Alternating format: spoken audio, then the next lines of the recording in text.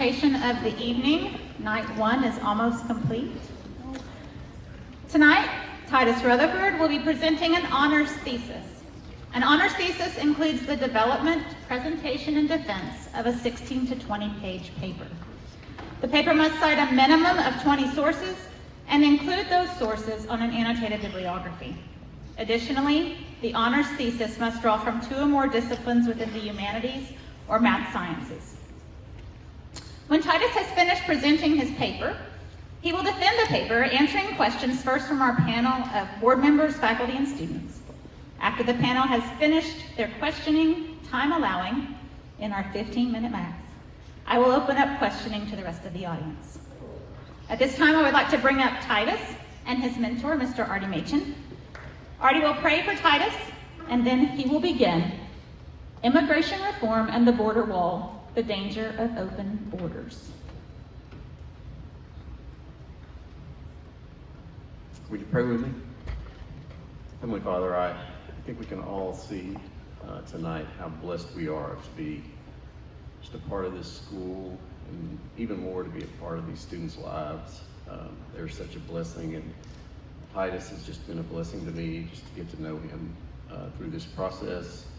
And I pray for him tonight that you'll calm his nerves and help him think clearly. And I just pray that he'll just feel you right beside him. And I pray these things in Jesus' name. Amen.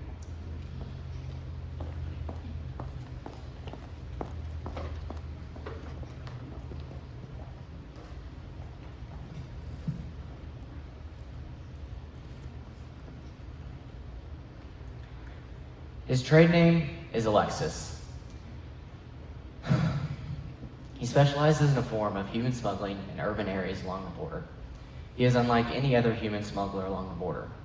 Instead of taking immigrants to the less patrolled desert areas, he sneaks them right under the noses of the Border Patrol agents and guides them up and over the wall into the town unnoticed. Once in the town, it's easy to hide in plain sight. Alexis said, quote, "It was easy because we got them up and over the wall by the parking lot and had them lay on the ground by the cars. We'd wait for the Border Patrol agent to be distracted with their phone or looking in the other direction with their binoculars," end quote. Alexis started out as a decoy, but has worked his way up to having his own team under him. He avoids the easier route through the desert because the cartel owns that land. They have many men with guns and won't hesitate to beat or murder the migrants crossing through their territory. But why does Alexis succeed at what he does? He succeeds because the Border Patrol has inadequate resources to apprehend the migrants crossing the border. This is the problem with our government system. Since we don't have a wall throughout many desert places, the Border Patrol has to focus most of their resources where no wall is present, stretching them so thin, people like Alexis can take advantage of the understaffed Border Patrol agents. The understaffing stems from the lack of initiative of the current administration. Since a big pushing point for the Democrats is amnesty, many migrants that make it past the wall tend to favor the Democrats rather than Republicans. With this lack of initiative, migrants are getting past the wall easier and more efficiently, making this problem exponentially worse. The American government needs to finish the border wall to stop any illegal people and items from entering the U.S. from Mexico. The citizenship process needs to be simpler and less stressful on the migrants, and to show that the immigrants can hurt the economy. It is of the greatest importance for the American government to complete a border wall along the Rio Grande because it hinders the amount of illegal items making it through the wall, stops the flow of illegal items, and creates a barrier so that Mexico's problems can stay in Mexico. By creating a border wall, this becomes an effective deterrent for immigrants trying to cross the border. Quote, "By creating an effective deterrent, a border wall minimizes the pull factor on illegal immigration," end quote.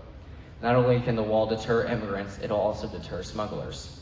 Although, quote, "individuals can climb ladders," it slows them down and limits to what they can carry. Vehicles cannot breach the wall, so any truck loaded with weapons, drugs, sex slaves, or worse has to stop, and the smugglers have to climb the wall with only what they can carry, end quote. This is effective by limiting the amount of drugs and guns the smugglers will be able to carry.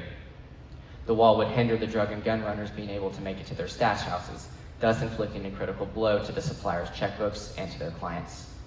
Not only does the wall hinder the smuggler, it also gives a sense of protection to the landowners along the border.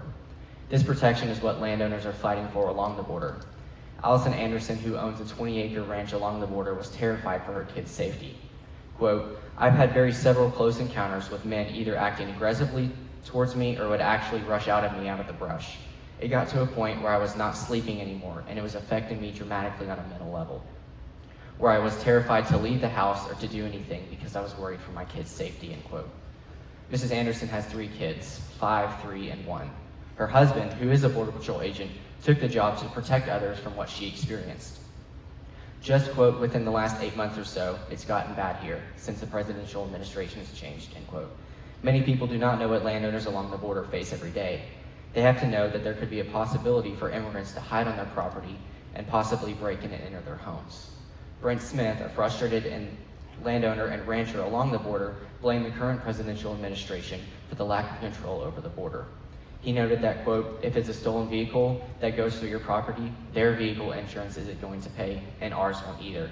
So the landowners are stuck paying for this. He is upset because his insurance will not cover any destruction on his property caused by immigrants. Quote, "us Americans in this part of Texas, we don't have the same rights as other people do. We can't enjoy our property and go in our backyards at night anymore. It's a tragedy," end quote. Brent told Fox News that he sustained over $60,000 worth in damages from immigrants driving across his property and breaking fences, letting cattle go, and running over crops. Smith concluded that, quote, "if you don't have a gun with you, you're taking a chance. And that's the sad reality that we live in today," end quote. He cannot even roam his own property without carrying a weapon. On the other hand, some landowners think that the wall is a bad decision and would hurt them in their land. Eliza Hull, who owns a 3-acre ranch, has some differing opinions. Quote, "we've been fighting the federal government, and we're not about to roll over and give up now," end quote. She is talking about her 2019 lawsuit that she filed against the Trump administration.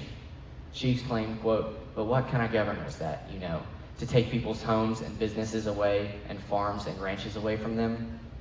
That is not a governor by the people by any means," end quote. She is referring to Governor Abbott's remarks about Texas building a border wall. Abbott said that if the border situation gets any worse, Texas will erect their own border wall. The question is whether or not the border wall helps is a question landowners along the border face every day. To some, it might protect, but to others, it takes land away. Not only can the border wall protect landowners along the border, it can also keep Mexico's problems in Mexico. With cartels running Mexico, the wall would make the greatest impact on the cartel's checkbooks and employees. Drug smugglers are getting smarter every day.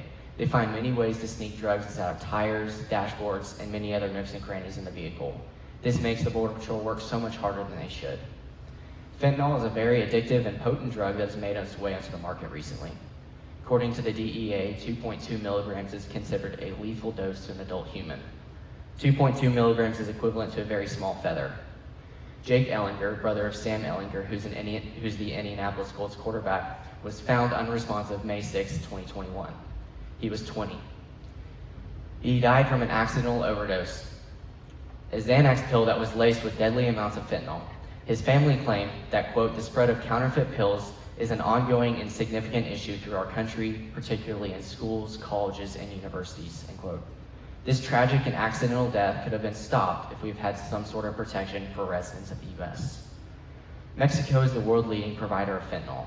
With the border wall in place, this would make it even harder for smugglers to get into the states.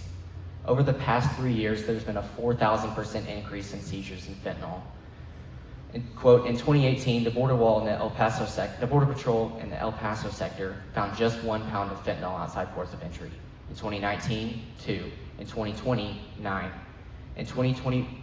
During the 2021 fiscal year, agents have found 41 pounds so far. With deadly amounts of fentanyl being so small, the wall would force smugglers through ports of entry and be subjugated to drug dogs and Border Patrol agents. Since President Biden stopped the border wall construction, the flow of drugs and people has increased exponentially. Quote, "despite early pandemic disruptions to the global drug trade, illegal substances have been pouring into the U.S., the world's largest consumer of them. Customs and Border Protection say narcotic seizures along the U.S.-Mexican border have increased slightly in the 2021 fiscal year, while the Department of U.S. Homeland Security said that Mexicans' traffickers' ability to move drugs into the country has stayed largely intact." With the wall in place, this would become a huge deterrent for people looking for refuge. When knowing an 18-foot wall is blocking your path, most wouldn't even begin the journey. And if they were to continue, they would be limited on what they can carry. Quote, first, slowing down violators allows the Border Patrol time to arrive at the scene and increases chance of apprehension while limiting the cargo that can be illegally imported, end quote. And quote, second, by preventing vehicles from driving over the border, the environment is spared, end quote. This is another one of the big problems with many anti-wall people. They don't want to hurt the Texas environment, but without the wall there, it could get hurt even more. When smugglers enter the country, they're not thinking about environmental protection. They are thinking about getting away from the border as quickly as possible. Quote, the border wall saves lives by reducing weaponry, drugs, and human trafficking while protecting the environment from devastating impacts, end quote. Just as Nehemiah rebuilt the wall around the New Jerusalem, America needs a border wall to protect it from any harm. Next, immigrants are choosing to illegally cross the border because the application process misuses the migrants' time, the green card does not allow them to stay long enough to get citizenship, and the lack of efficiency of the U.S. government working through citizenship applications. The application process to get a green card squanders the migrants' time. Many migrants choose to skip this process because they could be dead before they are a legal citizen. Quote, Edgar Garcia of Mesa understands how long leaving the United States and re-entering through legal channels can take. It took him 15 years to become a U.S. citizen after waiting in line, end quote. Who would want to wait 15 years to become a legal citizen? Some immigrants could have been here for 15 years already, so why should we send them back now? Even if migrants who are here illegally want to become a legal citizen, they face 3 to 10 year bars from the states because they were here illegally. Quote, the myth is that you should wait your turn or wait in line, but in reality, that's 20 years. And for older people and older parents, that's not a viable option, end quote. And quote, if you're from Mexico or the Philippines and you're in line for the visa of married sons and daughters of U.S. citizens and you applied in 1994, they're just reviewing your application today, end quote, said Michelle Waslin, a senior research and policy analyst for the American Immigration Council. The problem with people waiting so long stems from the cap numbers that the U.S. puts on the state and country. If we were to increase that cap number slightly due to the demand for green cards, there would be less stress on the workers and the migrants. Without doing anything, we are misusing the immigrants' time and money when they are wanting to become a legal citizen. The green card. What is it and what does it allow you to do? The green card is a rite of passage to apply for citizenship. It also gives you permanent residency in the U.S. while waiting for your citizenship. So once you've gotten a green card, there's a mandatory 5-year wait before you can apply for citizenship. When stated like that, it doesn't seem like it should take that long to get your citizenship. What takes so long is the cap number on the green cards that I mentioned earlier. Quote, the INA, or the Immigration and Nationality Act, allows the U.S. to grant up to 675,000 permanent immigrant visas each year across various visa categories, end quote. This number can be distributed to anyone who applies, but after that cap number is hit, no more immigrants can make it into the U.S. legally that year. The government allows, quote, an unlimited number of visas are available every year for the immediate relatives of U.S. citizens, end quote. So people who are able to apply for this are, quote, spouses of U.S. citizens, unmarried minor children of U.S. citizens, and parents of U.S. citizens, end quote. For people that do not have any relatives in the U.S., they have to abide by the 675,000 immigrant visas distributed every year by the U.S. Currently, there are, quote, more than 4.4 million people are on the legal immigrant visa waiting list according to the State Department's annual tally. If no more immigrants were to apply for citizenship, it would take 6.5 years to go through all the applications. If the entire world stopped sending migrants, it would take 2 years to accept all the applicants from Mexico. They have over 1.3 million people waiting in line to become a legal citizen. This is why so many people choose to cross the border illegally, because it would take them years for the applications to get approved. Who would want to wait 3 to 15 years when you can walk into the U.S. because there is no barrier preventing you from coming in? The government's lack of efficiency to review application forms leads to many immigrants crossing the border illegally. Generally, it takes about, quote, 6 months to a year and a half, end quote, to be approved for citizenship. Each person's case is different due to their special circumstances. Your application could take less than 6 months or up to 10 to 20 years, depending on who you are and where you're coming from. Quote, the waiting lists occur because the demand for green card exceeds the limits enacted by Congress to regulate a level of immigration, and the processing backlogs occur because the U.S. Center for Immigration Services is not effectively managed due to high volume of applications from people seeking immigration benefits, end quote. Meaning Congress cannot give out an unlimited number of green cards because that would hurt U.S. residents. Like I said earlier, quote, the INA, or Immigration and Nationality Act, only allows the U.S. to grant up to 675,000 permanent immigrant visas. And once that number is hit, no one else can apply for a green card for the rest of the year. Quote, for example, it has taken 16 months to process the application for the wife and children of U.S. citizen Jimmy, largely because the U.S. Center for Immigration Services has diverted staff to processing deferred action and work permits for illegal aliens covered in the presidential's controversial executive actions, end quote. Since the presidential administration's changed, Biden has focused less on immigration and more on his infrastructure bill that he desperately wants passed. To apply for citizenship, you have to go through 3 channels: family, employment, and political asylum. All differ on which channel gets through the process quicker. For family members vouching for you, it generally ranges from 19 months to 33 years. If you apply through citizenship through employment channels, it ranges from none just to over 11 years. Also, quote, the law allows for an unlimited number of immigrants who are the spouse, child, or parents of a U.S. adult citizen, so there's no waiting list in that category, end quote. But since the cap number still exists, hundreds of thousands of people having to wait years to decades just to get accepted for citizenship. In 1 year, quote, 100,000 more people are waiting for legal immigrant visas than at that same time last year, end quote. The numbers aren't going down, they're increasing every year. So shouldn't we be increasing the cap number to accommodate that? Lastly, immigrants can hurt the economy because they are non-existent in our justice system and steal from our welfare system. Once an immigrant makes it past the wall, the U.S. government has no way of tracking them. Quote, arguably out of fear of deportation, undocumented immigrants who become crime victims are shown to underreport such crimes to the police, generating an essentially underenforced space for ruthless criminals, end quote. If an illegal immigrant were a victim or a witness to a crime, they are way more likely to go and report it to the police. So if they are a witness to a murder, they wouldn't come forward because they were out of fear of deportation. That means a murderer could walk without serving any jail time. Quote, the evidence on reporting behavior of undocumented immigrants is still scarce, as it either relies on correlational studies that do not measure legal status, or studies that do measure legal status but only for small convenient samples, end quote. This is why we need a wall or some sort of system to register immigrants coming into the U.S. even if they are here illegally. It is to be noted that, quote, documented immigrants have a lower propensity to be involved in criminal activities than undocumented ones. Undocumented immigrants have a higher chance to commit a crime than documented ones. Documented immigrants have more incentive to not commit a crime. And if an immigrant who has citizenship is found guilty of a felony, their citizenship could and most likely would be lost, and they can never become a citizen again. Who would want to lose their status after waiting years to achieve that status? This is why the border wall would create more incentive to not commit heinous crimes that affect the American people.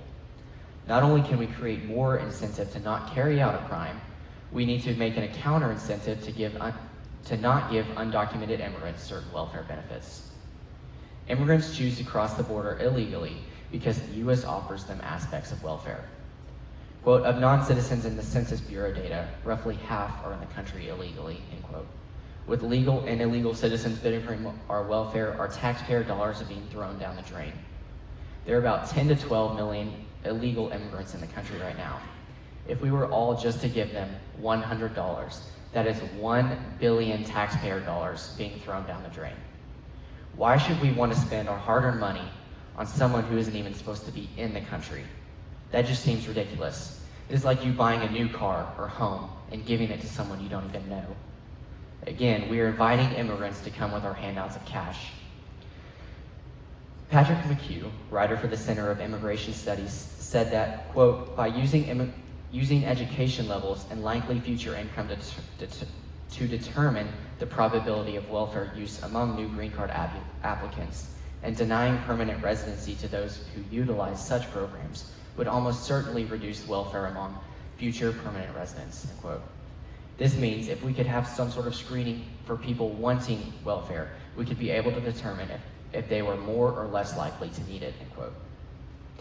Quote, while most new legal immigrants or green card holders are barred from welfare programs, as are illegal immigrants and temporary visitors, these provisions only have a modest impact on non-citizen household use rates, end quote. While most are barred from these programs due to their status as an illegal citizen, there are many ways for immigrants still to get welfare from the government. 1. Most illegal immigrants have been in the country long enough to qualify. Once an immigrant is here for 5 years, they can start applying for welfare benefits. 2. The bar does not apply to all programs, nor does it apply to non-citizen children, meaning some immigrants can work around the system to get more money. Also, some programs that encompass the welfare system allow illegal immigrants to access them. 3. Some states provide welfare to new immigrants on their own, meaning some states would actually give free handouts of cash to immigrants that seek refuge in that state. 4. Non-citizens, including illegal immigrants, can receive benefits on behalf of their U.S.-born children, meaning the children of immigrants can receive benefits with their parents being illegal. Quote, welfare use tends to be high for both new arrivals and long-time residents. Of households headed by non-citizens in the U.S., for fewer than 10 years, 50% use one or more welfare programs. For those here more than 10 years, the rate is 70%. But, quote, compared to native-headed households, non-citizens have much higher use for food programs, 45% to 21%, and Medicaid, 50% to 23%. Again, non-citizens have a higher chance of using welfare than American citizens, proving my point exactly. Immigrants have a higher chance of using welfare than the welfare system than American citizens. Former President Trump has attempted to make all forms of welfare for immigrants unreachable, but was unable to do because of the Democratic Party. Quote, 63% of households headed by non-citizens reported that they use at least one welfare program, compared to 35% of native-headed households. So 63% of 12 million is about 7.6 million people. So about 7.6 million people are using some sort of welfare. Again, if we gave them just $100, that is 760 million taxpayer dollars we just spent on people who shouldn't live here. When you look at the number that way, it sounds outrageous. Lastly, quote, no single program explains non-citizens' higher overall welfare use. For example, not counting school lunch and breakfast, welfare use is still 61% to 33%. Not counting Medicaid, welfare use is 55% to 30%. Overall, immigrants hurt the economy because they do not exist in our justice system and abuse the welfare system. Many people think like the media likes to blow things out of proportion to make things happen sooner. Most of the time, that is true. According to Wall Street Journal, quote, 1.66 million immigrants were apprehended at the border in the 2021 fiscal year. This is roughly the population of Dallas. Many Democrats think that this is a larger number to cause panic and prove flaws in the Biden presidency, when in reality, the number is smaller than what it should be. That is just the amount that were apprehended at the border. Thousands, if not hundreds of thousands, made it past the wall into Texas, Arizona, and California. If anything, the media underreports the number of immigrants because we have no way of tracking the immigrants once they arrive in the States. Now, the main question that everyone has been trying to answer is this: how and who will pay for the wall? Well, former President Trump proposed that America is going to build a border wall and Mexico is going to pay for it. Mexico never really paid for it, but he insisted that America was going to build a border wall. While many people are opposed to the border wall, most are due to funding issues. But the American people wouldn't have their taxes raised by much or none at all. Congress didn't completely fund the border wall, but former President Trump had a plan for that. Instead of costing the American people billions, he reverted some overfunding from military projects towards border wall construction. This saved taxpayers billions of dollars for this tremendous undertaking. Although many people think that this project will never be completely built, former President Trump made some serious headway on the project. Before Trump became president, there was about 650 miles of fencing between the Texas and California border. Trump almost doubled that when he built 400 to 500 miles of fencing in his presidency, making him one of the best advocates for the wall. If you were on a boat and it starts to sink, what do? You find the source of the leak and plug the hole. Currently, the US government is sinking and sinking fast. If we don't start to do anything, the situation gets worse to a point where if we did start to do anything, it wouldn't even put a dent in the number of immigrants. Now, how can we solve this seemingly impossible task? First, the wall needs to complete the entire 2,000-mile stretch of land from Texas to California. Many politicians don't like to touch on this topic because there's such a divide on it. The situation needs to be addressed to protect landowners along the border, as well as citizens throughout the U.S. I know the wall has become a staple in Donald Trump's campaign slogans, but the wall is bigger than a partisan issue, because not having a wall affects everyone. If we don't do anything, the amount of immigrants will be insurmountable. The wall must be built to become an effective deterrent for immigrants. Second, undocumented immigrants not only have an easy time getting past the seriously understaffed Border Patrol agents, companies regularly hire illegal immigrants to increase their profit margin. But that's where E-Verify can help. E-Verify is an internet-based system that compares information entered by the employer to records available by the Department of Homeland Security and the Social Security Administration. By putting this in place, we can crack down on the number of people that are here already to make sure that they have the correct papers to live in the U.S.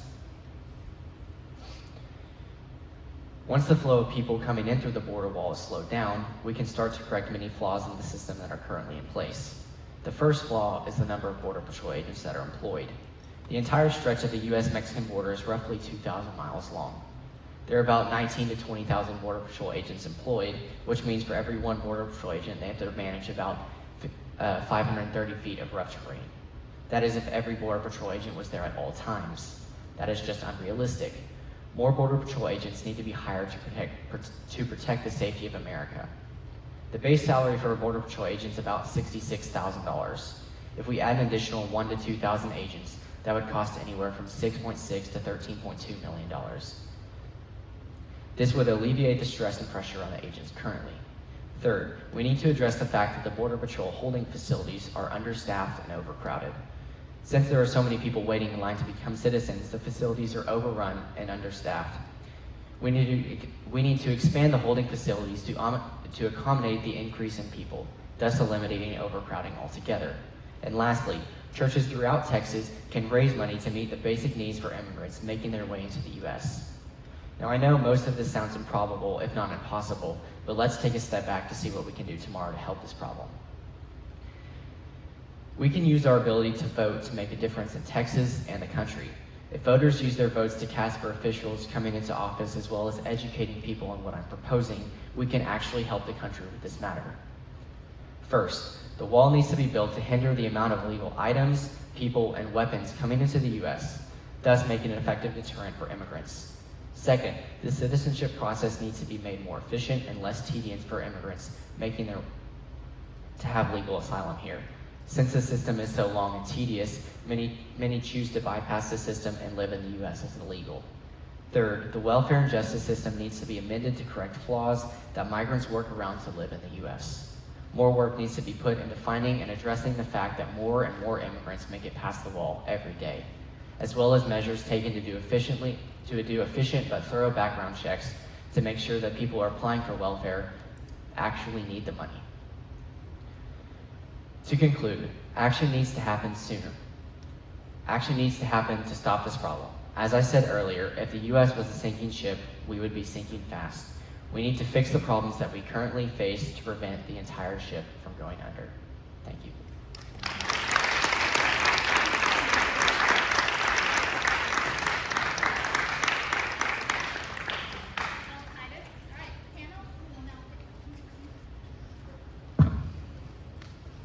Nathan.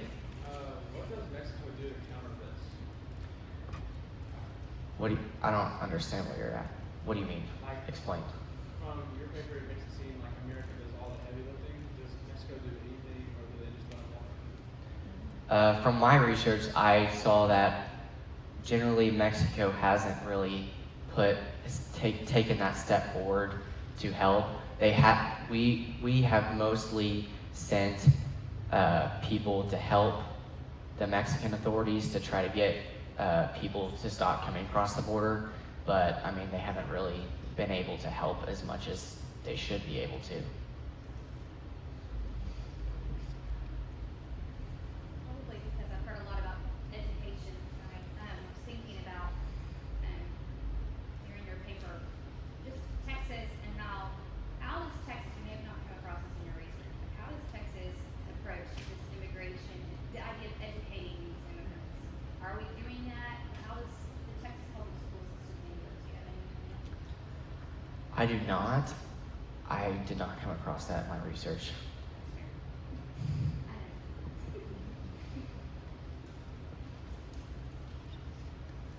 What would you say to people who have a Christian viewpoint of we should be welcoming and helping, and these are very poor people who may be living in places where they're not being taken care of and don't have opportunities? And what would you say to people who say we should be welcoming? That is a very good question.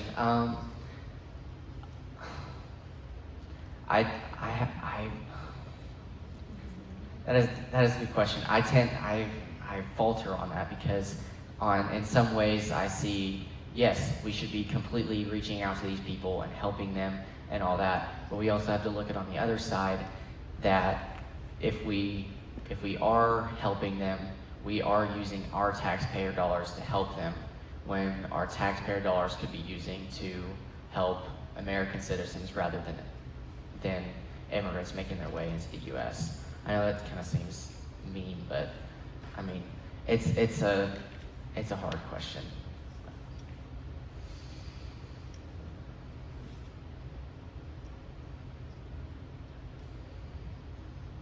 So, with the law in place, with a number of, as you were outlining towards the end, the number of border and patrol agents that we need, is that with the law in place or as a stopgap with it not being in place? That was just kind of like my estimate of additional agents, because if you add those amount, that alleviates the stress of the workers that are currently in place. So if you add 2,000 more people to the workforce, the people, they can have a better rotation and have longer breaks for them to be adequately prepared for when they come onto that, when their shift comes. So with the law in place, do you have, or, estimated as, would we need fewer border patrol agents if the law was actually?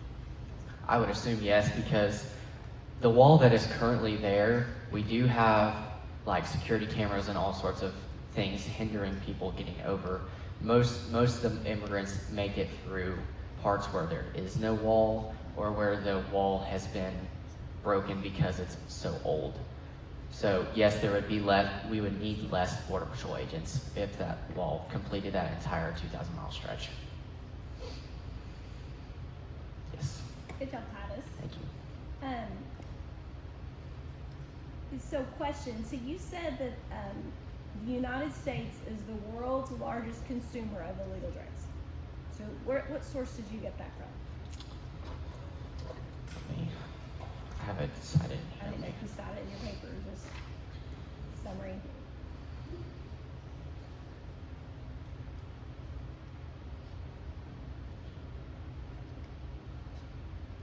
That was from Fox News. Okay, all right. So I believe you. Mm. I didn't hear you say that in your paper, so I was just curious. So tell me about the drug cartels. I mean, because that, out of all the things you're talking about, besides being an employer, my husband and I own our own company, and so we do struggle with this problem. And E-Verify isn't as great as what you think, because people steal social security numbers and all the things. So it's and as employers, our hands are tied on what questions we can ask, even if we suspect they're illegal. So that's kind of a different conversation. But the drug cartel thing, that really worries me, as a mom, as someone that you've seen the rise of drugs and the accessibility of certain people.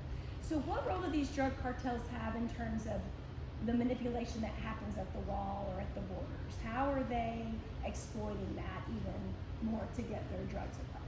Well, a lot of them, I mean, a lot of them probably have, most of them have Border Patrol agents or certain agents on their payroll to where they can either, this happens in jails as well. You have drugs cartels have certain agents on their payroll that slip things past the wall to make it easy to get them into their stash houses. They either do that or, they just make their way across where no wall is present. In certain places, like literally you can just go across the Rio Grande and then you're in Texas and nobody knows that you just crossed the border. Yeah. So you're arguing that a wall is going to help us with the drug cartel, this illegal smuggling of drugs, and then also to improve the system of becoming a legal citizen. You're right. That system is way too long, and the agency that takes care of that, who is that? The immigration. Yes, that's the United States Center for Immigration Services. So you're proposing we raise the cap? Is that one thing that? Yes. So It's not the problem with the amount of people that work for them. It's the cap number that exists. okay. So I said that each year there's 100,000 more people waiting in line for that for a green card. So if we increase that number, I don't know, even if we increase that by 50,000 every year, we're chipping away that huge number that people are still trying to get So where into. does the 675,000 come from? Oh, just- that's Congress set that number. That's what they've agreed upon. Okay, so you're saying raise that number? Yes. Okay. Is there a certain cap per country? I don't know. I just know the U.S. like per country, per state. Well, I just know with our son, we had to do all this paperwork for to come from South Korea, and there were certain quotas for their country, and so we didn't have to wait nearly as long, and so those numbers were kind of astounding, and it's because I'm just ignorant to all of it. And so I just wondered if there was a certain cap on Mexico compared to other countries, and was it really high, or is it just that's a flat number? No, I think that's just the flat number. I don't think I think it's overall everybody that's coming into the U.S. And it probably depends on who you are and if you have anyone vouching for you in the U.S. So like I was saying, even it depends on the person. But that Edgar Garcia, he had even a family member vouching for him, and it still took him 15 years. It just depends on if you get moved up in the list or not. Campbell. So you're talking about how the U.S. doesn't do that great of a job like tracking immigrants and immigrants. So how do you think we should approach doing like tracking immigrants? That's a good question.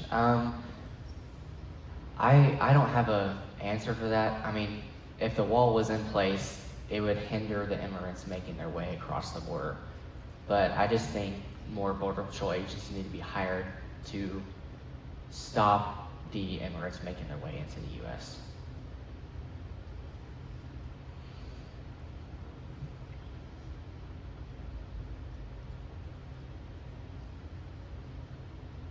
Yeah. Yeah, so you said it in your statistics, you were talking about how the longer the immigrant was in the United States, the more welfare dependent they were. Explain to me, like, just generally how that works and how we got to the point where if I go to Europe or I go to Canada or I go to Mexico and I don't have a visa or a passport, and somebody asks me for my documentation, they're gonna kick me out of the country. Like, how did we get to that point in the United States? Like, what happened? So I think a lot of the states want, a lot of the states want people to come there to live there. So I think the states are willing to offer immigrants that have made it into the U.S. those welfare benefits to have them live in that state. Is that because they need workers? Is it for employment purposes? I don't know personally, but that could be one of the reasons.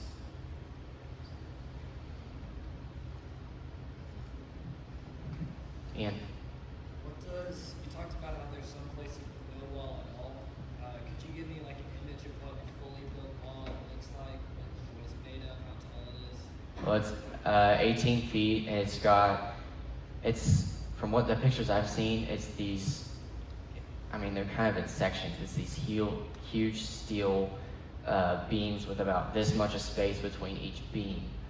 So, and there's multiple layers to it, and then in certain parts, the ports of entry, there would be ways to get in, but other than that, there is no way to get in. It's just, he would be this huge steel barrier. Jack? So I heard issues of overcrowding during the coronavirus pandemic.